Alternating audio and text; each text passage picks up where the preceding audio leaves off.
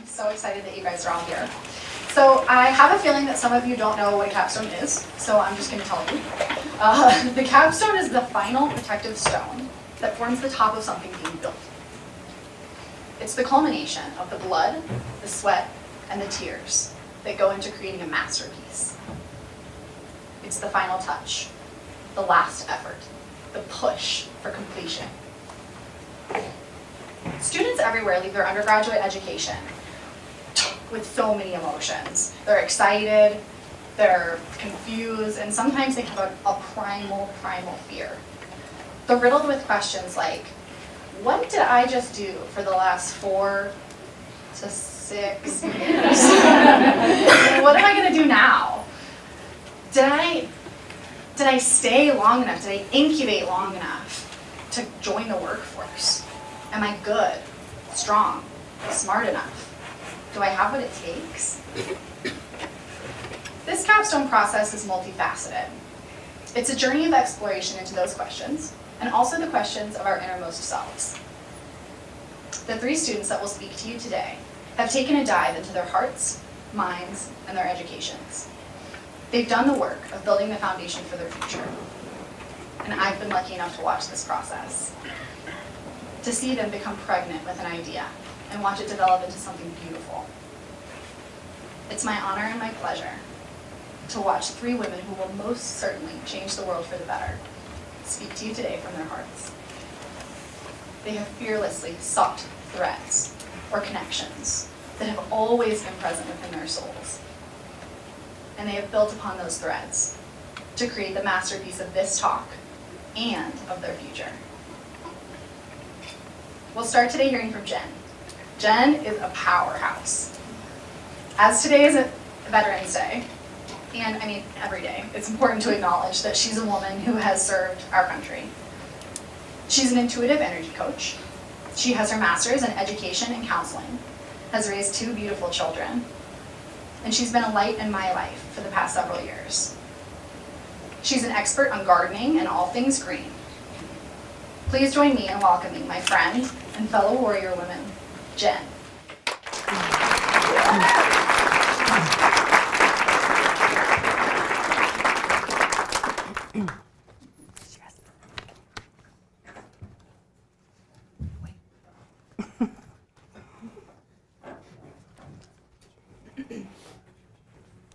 There's one here.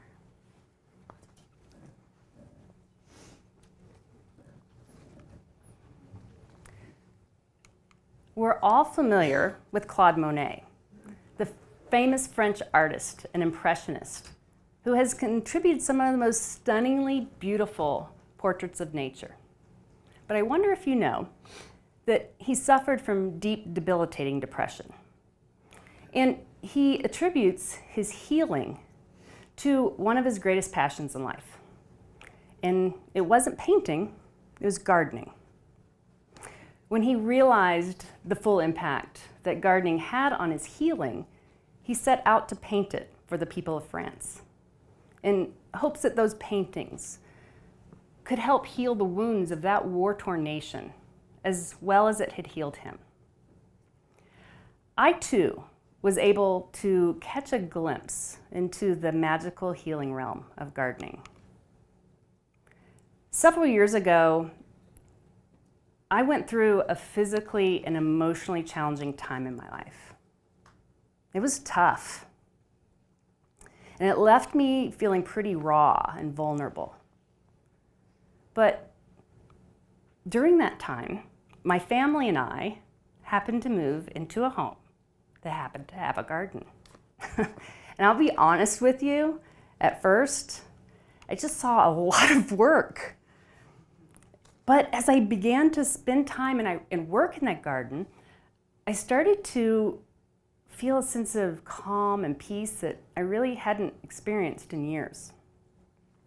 As I worked with the soil, I kind of felt this living energy emanate from the ground. And I allowed my fingers and my toes to dig deep into that life force. I would plant seedlings and nurture them and water them, and I would celebrate their growth like I would my own child's. And I would find myself covered in dirt and sweat and grime, but I got into this rhythmic motion, my breath drowning out everything except for the chirping birds or the trickling water. And at the end of the day, I would be exhausted with aching muscles and blistered hands, but really with a happy spirit. I began to feel connected and nurtured and rejuvenated, which began my love into gardening and my personal journey into healing. I'm eager to share with you the amazing healing benefits gardening has to provide, but even more powerful than that aspect, an unexpected discovery emerged as I took part in this creative process of putting this presentation together. And it's a discovery that any one of us can make, and which I feel has the ability to impact humanity at a quantum level. Before I share that with you, let's dive into the health benefits, the amazing healing benefits of gardening. So what is it about gardening that is so magical, that's so gratifying for so many? Well, it turns out we are hardwired with an innate primal love of nature. It's in our DNA. Edward Wilson coined this connection biophilia. Biophilia. It's that pulling toward, that yearning to be in and around nature. In our fast-paced, technology-driven lives, we've become grossly disconnected with this crucial part of our humanity.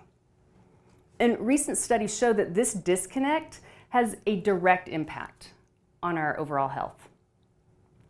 And it's been shown that when we immerse ourselves in green, natural environments, that's when our overall health improves. There is a vast array of compelling evidence indicating the healing benefits of gardening, the psychological, physical, and cognitive. And it ranges from a decrease in our stress and our anxiety and our depression to the lowering of our heart rate and blood pressure and our raising of our cognitive functioning and self-esteem. And today, researchers are beginning to crack the code as to why gardening specifically is such a powerful healing agent. And one of the reasons this may be the case, contrary to what your mother may have told you, is dirt's good for us. There's been a recent discovery of a bacteria found in soil that sparks the same neurons that are stimulated in antidepressants like Prozac. Neuroscientist Chris Lowry published an article in 2007 called, "Is Dirt the New Prozac?" According to his research, that microbe in the soil triggers the release of serotonin, which is a key hormone responsible for making us feel happy, relaxed, and self-confident. It also was shown to boost our immune system and to decrease inflammation. So no wonder digging in the dirt feels so rewarding. We're breathing in happy chemicals as we crawl around digging up weeds or planting seeds. Another reason why gardening may be so good for us is it can provide an enriched sense of purpose and meaning. And that's important because when we have that in our lives, we have less stress, less depression, and we tend to live longer. That appears to be particularly important to Alzheimer's patients. There was a study conducted in 2010 that showed that when Alzheimer's patients participated in simple gardening tasks over a 4-week period, they had a dramatic decrease in their anxiety, in their agitation, and their social withdrawal, which then led to a decrease in their need for antipsychotic drugs. This led the president of that facility to remark, "We need to start asking ourselves, would we rather spend money on drugs, or would we rather spend money on flowers?" Hey, well, given that choice, my vote's for flowers. Even deeper than feeling that sense of purpose, there's this magical, mystical thing that can happen in a garden. Yeah, I see some head nods, yep. There'll be times that I'll go out to do a few simple tasks. And the next thing I know, I've become mesmerized by the texture of a lamb's ear leaf. Or watching a ladybug crawl up a towering sunflower. In those moments, I have this heightened awareness of the profound beauty and magic of nature.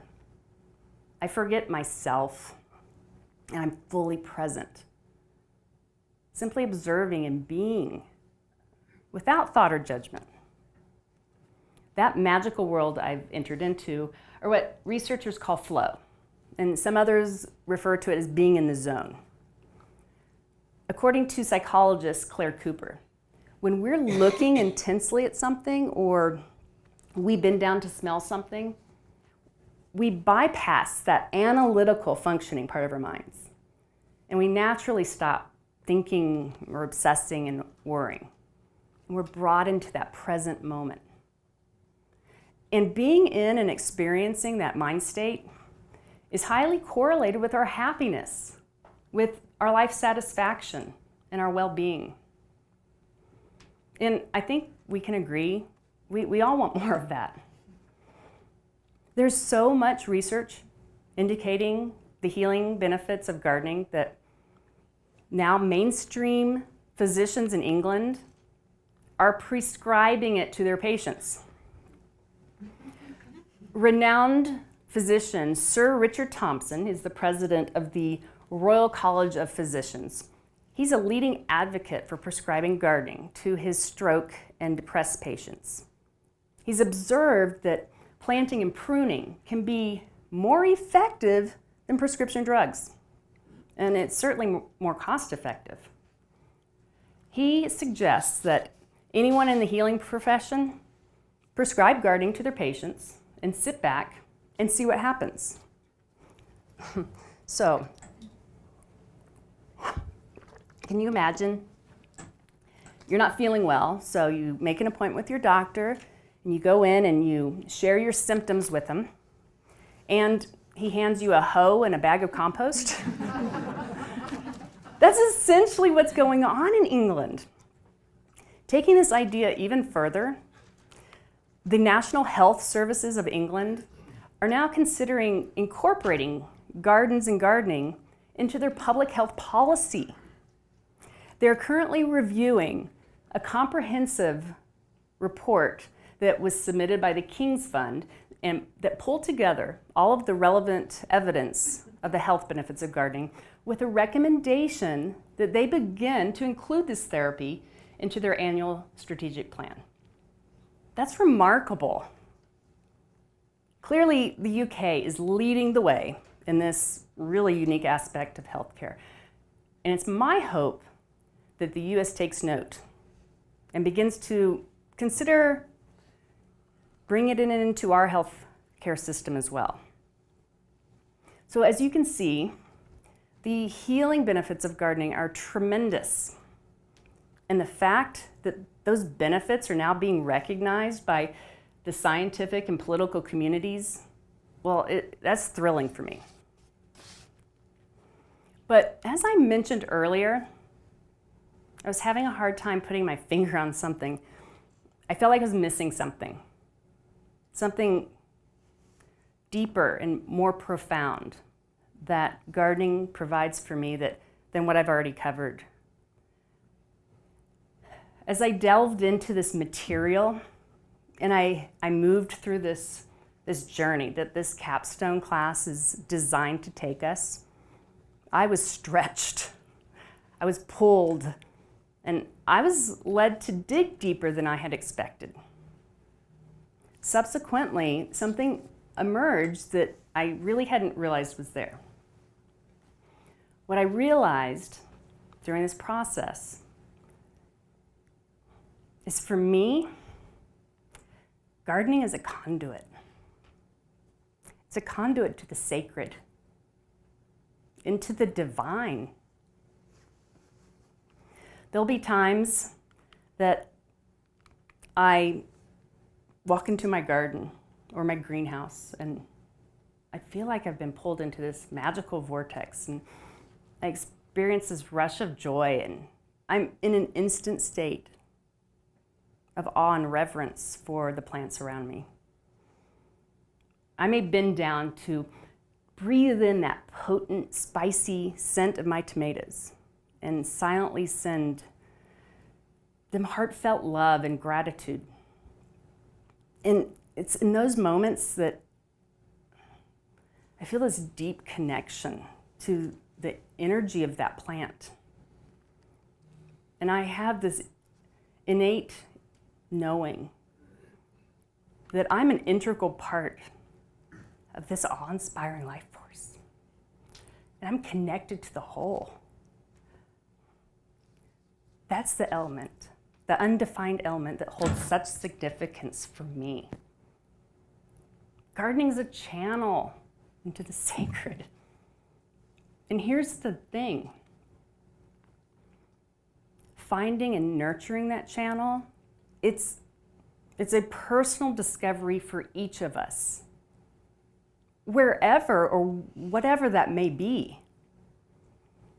But I believe it's a vital one if we intend to fully experience what it is to be human, and to better understand that we're all connected to one another and to everything around us.